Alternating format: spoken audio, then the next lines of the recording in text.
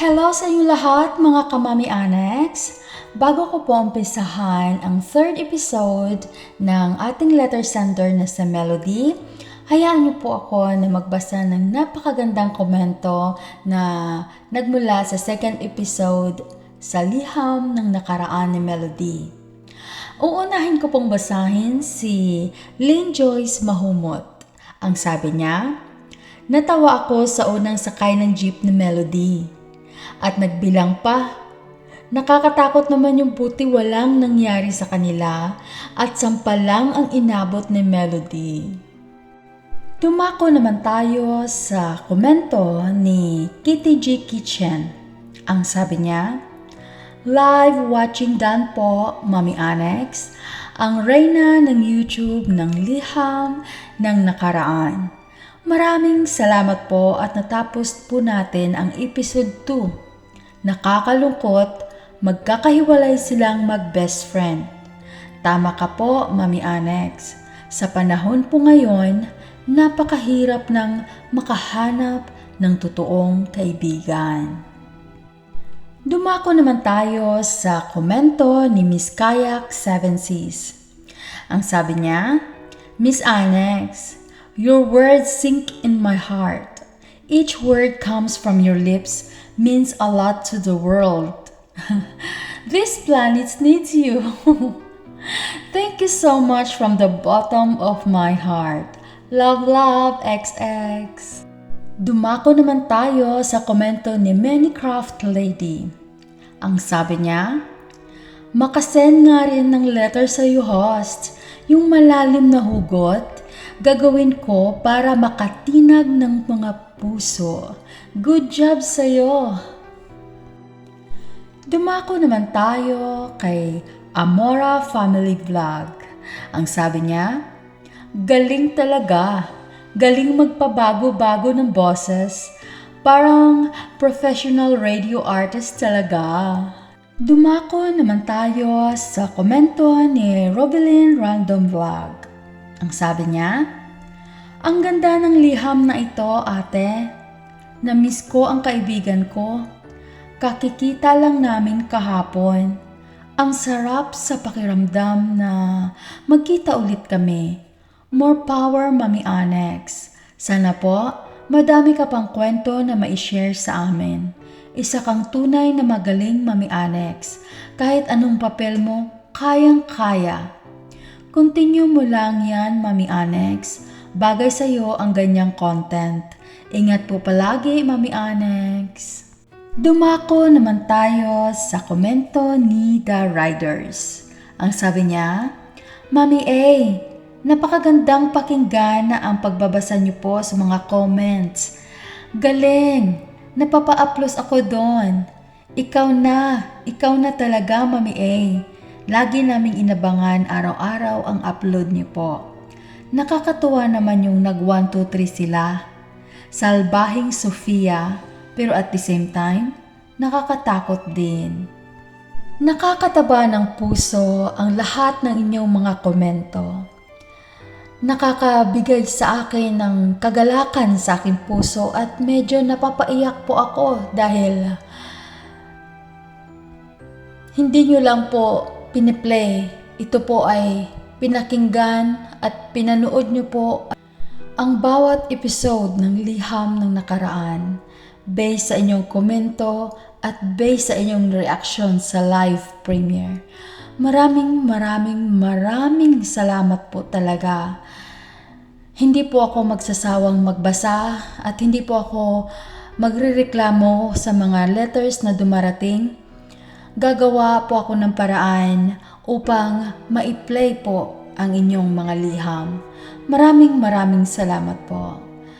At ngayon, susunod na po ang third episode sa Liham ng Nakaraan ni Melody.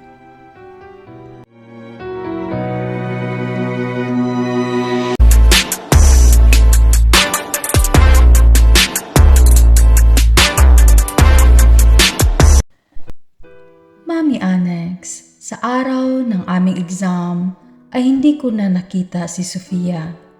Sinubukan kong tawagan siya pero out of coverage ang kanyang mobile number. Nasaktan ako at medyo nagtampo kay Sofia dahil hindi man lang ito nag-attend ng exam sa araw na iyon. Kaya sobrang nangulila ako kay Sofia, Mami Annex. Siya lang kasi ang tunay kong kaibigan na aking itinuring ng kapatid. Lumipas ang araw, linggo, buwan, taon, Mami Annex. Wala na akong balita kay Sofia, kaya ibinaling ko na lang sa pag-aaral ang aking atensyon para kahit papaano ay maibsan ang pangungulila ko kay Sofia.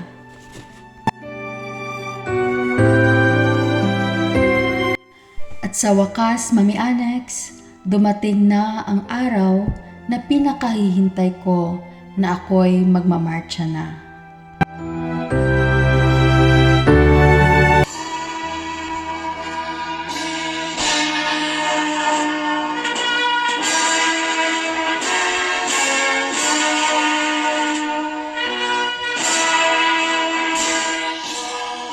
Bakit malungkot ang unika-iha ko?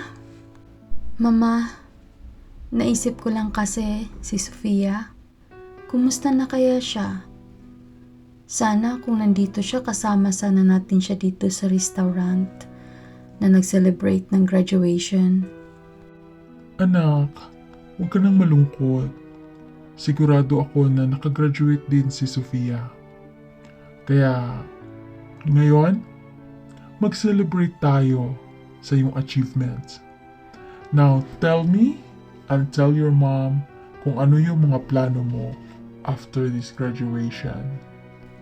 Papa, now that I am grown up at natapos ko na rin ang kurso na gusto niyo for me, nais ko sanang mag-work to gain experience sa ibang company. At nais ko na rin na magkaroon ng sariling tirahan. I found one condo na malapit lang dito sa atin, sa kabilang town lang. At malapit rin sa company na gusto kong pasukan. Wow, I never thought you have your own plan. Parang matagal mo na itong pinagplanuhan. Papa, I have to learn how to be independent. And I'm so blessed to have you guys. I love you. I love you both. I am so proud of you, anak. Mana ka talaga sa papa mo. Basta laging tandaan, take care our family name. Kayo talaga, mag-ina nga kayo. Pinagkakaisahan niyo na naman ako. I love you, Ma. I love you, Pa. Thank you talaga. Mami Annex, agad akong lumipat sa isang kondo at doon nagsimula ang aking mga plano na magiging isang worker sa isang hotel, Mami Annex. At na-enjoy ko naman ang aking sarili sa mga panahon na iyon, Mami Annex. Sa aking trabaho, nagsimula po ako bilang receptionist sa isang kilalang hotel dito sa Cebu. Hanggang naging supervisor at naging manager. Hindi ko inalintana ang hirap at pagod ko po sa pagtatrabaho hanggang sa narating ko ang posisyon na ito, Mami Annex.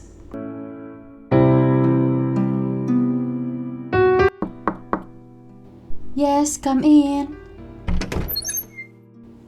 I am sorry, Miss De La Torre. We need you at the front desk. Okay. Be right there, Susie.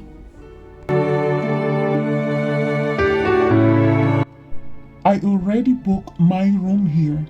And then all of a sudden, you cancel it without giving me any notice?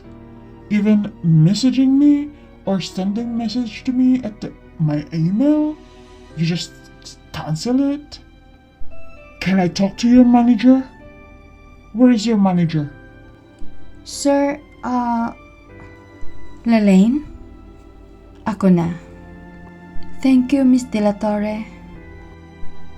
And who are you? My name is Melody De La Torre, sir. May I help you? Okay, and what is your position here? I am the manager, sir. Oh, good. At least, at last.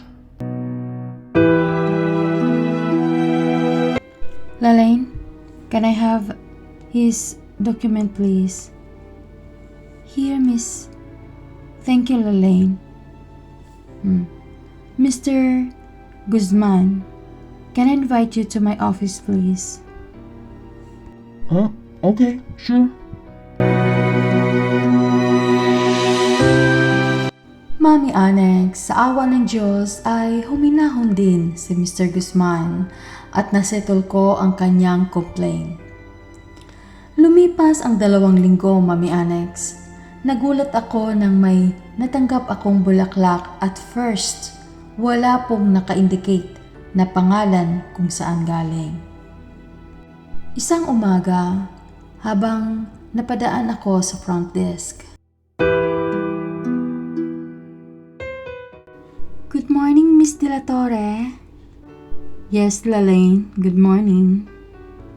May flowers po, Miss De La Torre, for you. From whom? Wala pong nakasulat kung kanino galing, Miss De La Torre.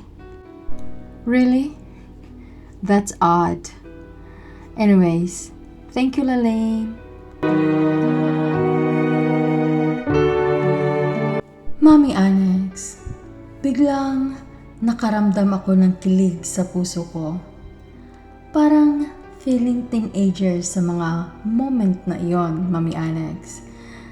Dahil sa isipin na meron akong secret admirers. That was the first na may nagpadala sa akin ng flowers na anonymous. Kaya, sa katunayan, Mami Annex, marami akong manliligaw. Nagpapadala din sila ng flowers, chocolates, at kung ano-ano pang mga regalo. But this time, I feel something different, Mami Annex. Parang na-thrilled ako, parang na-excite ako kung makilala kung sino tong anonymous na nagpapadala ng flowers sa akin.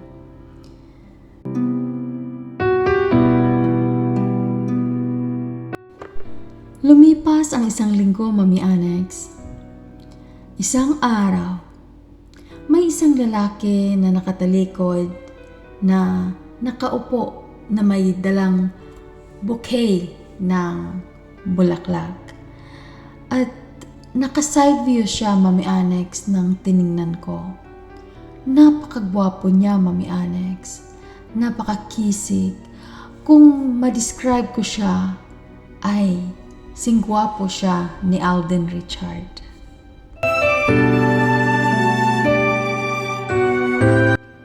Hi, Miss De La Torre. Do you still remember me? Mr. Guzman? Yes, of course. I remember you. This flowers is for you. I apologize for what I have acted last time. And I was so embarrassed when I realized that I was ranting here. I'm so sorry, Miss De La Torre. It's fine. It's okay. Yeah, no problem. To make it up to you, Miss De La Torre, can I invite you for dinner tonight? Yes, sure, yeah, sure, yeah, 8:30 tonight. Yes, Miss De La Torre, 8:30. See you.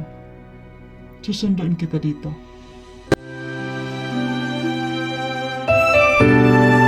Mami Annex, kumakalabog ang dibdib ko sa mga oras na iyon. At sa bawat sagot ko sa kanya ay may kilig at tuwa na hindi ko maintindihan, Mami Annex, ang nararamdaman ko. Everything is first. Sa tanang buhay ko, Mami Annex, noon lang ako nakaramdam ng ganoon na kilig na saya na hindi ko ma-explain. Buti na lang, Mami Annex, I still firm and composed. Hindi nahalata ang aking nararamdaman.